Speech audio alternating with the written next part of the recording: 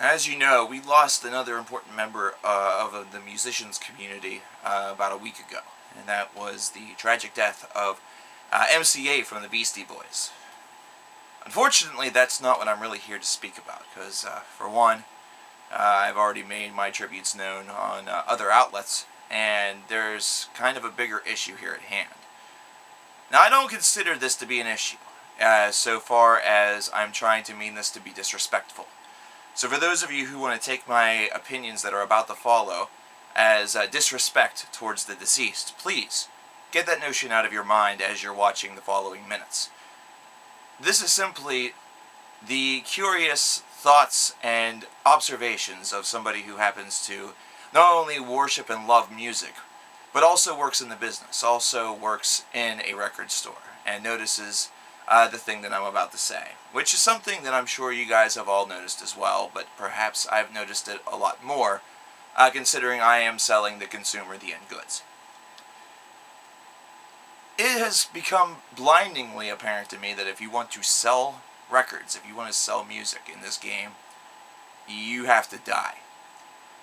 And I think that that's kind of a terrible thing. It's terrible in the very basic sense that you have to pass on in order for people to care enough about your records to no longer download them and actually go up and pick up a physical copy.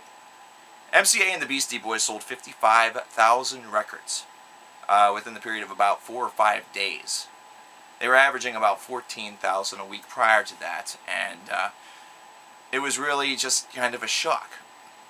Chances are that whenever the Billboard Top 200 charts whenever they come out next week, that the Beastie Boys are going to be back on the top 25. Not that there's anything wrong with that. Let's face it, if you take a look at the top 25 currently, it's certainly in need of some spots being unearthed and destroyed by something a lot better, and the Beasties are certainly that. However, this is my qualm. This qualm is interwoven with many others, and it's to the point where right now my stance on illegal downloading is no longer just the whole idea of don't steal music, from the artists, that's stealing, blah, blah, blah, but it's now to the point where I feel, and maybe I'm wrong in this, but I feel like whenever somebody dies, whenever a musician dies, people go out and buy the record, and in their mind it is in tribute to them. It's as a memorial to them. It is to recollect the great music that they gave to all of us, and that is something that is very fair, and that is something that is very, very understandable. However, if you enjoyed the music so much, if you liked the music so much, if you loved this artist as much as you claim that you did, why did you not have this bought already? Why was this not something that already was a part of your collection? Why does it take somebody dying in order for that kind of nostalgia kick to come back, reminding you that you had listened to a single on the radio a number of years ago, or perhaps just even last week, and all of a sudden spurns you, now that this person is deceased, to go out and purchase the record? Why is it that whenever somebody is dead, all of a sudden people start to feel bad about downloading music and go out and purchase the record? That's what I don't understand. That's what just blows my mind. If you think that you buying this album is going to help maybe pay for funeral costs or something like that, and you're doing it simply out of that reason, just stop. Just stop. Everything's being taken care of through the families and things like that, and yeah. Secondly, it's just becoming all too apparent to me that some people are simply buying these things simply because they hear the name or see the name enough that it just kind of impulses them into trying it out. And that's kind of cool. That's kind of cool, but once again, it shouldn't take a death for this to occur. This is something where we need to go back to the old way of thinking. We need to go back to that whole idea of an educated risk. We need to go back to hearing a song on a radio and deciding, hey, I'm going to try that out. Instead of it being hearing a song on a radio and deciding, hey, I'm going to download that and see if I like it, and then if I like it, I'm going to buy it. Because let's face it, ladies and gentlemen, you and I both know that 99 times out of 100, okay, maybe it's a little bit different for some people, that purchase never happens. And a lot of you out there are probably typing right now, I always do this. And maybe you do, but I doubt it. I doubt that 100% of you out there do exactly that. Hear a song on a radio, download an album with a promise to buy it afterwards, and then you don't do it. it doesn't happen with each and every band. It only happens with a couple. Because you think to yourself that whenever something is just average or semi-mediocre or just semi-good, oh, well, I don't want it now.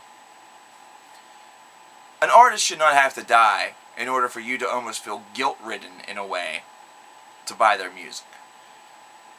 Now, I myself will be purchasing some Beastie Boys that I didn't have in my collection, mainly because a couple of the albums have not been available in my store for a little while. So I am very excited about that. I'm very excited to do that and add those relics to my collection. I've had a couple of Beasties albums for a very, very long time. My first Beasties album was in the middle part of the 1990s. Hello Nasty, got it the week that it came out. And I just really enjoyed this band. I really liked the sound. I thought that their history is extremely interesting. So, you know, all the best to the other members of the Beastie Boys, all the best to the families, my sincerest of condolences, and my well wishes for all of those involved. But ladies and gentlemen, enjoy the music while these artists are alive. Do not have a death spurn you into finally enjoying great music that you should have enjoyed from the start. That's all that I can say. That's all that I will say regarding this matter. And the final thing that I will tell you is Whitney Houston. Whitney Houston. So many records that were sold directly after their death, and even to this point, the movies and the records still sell. Same is not really as true for Amy Winehouse, but it was also true.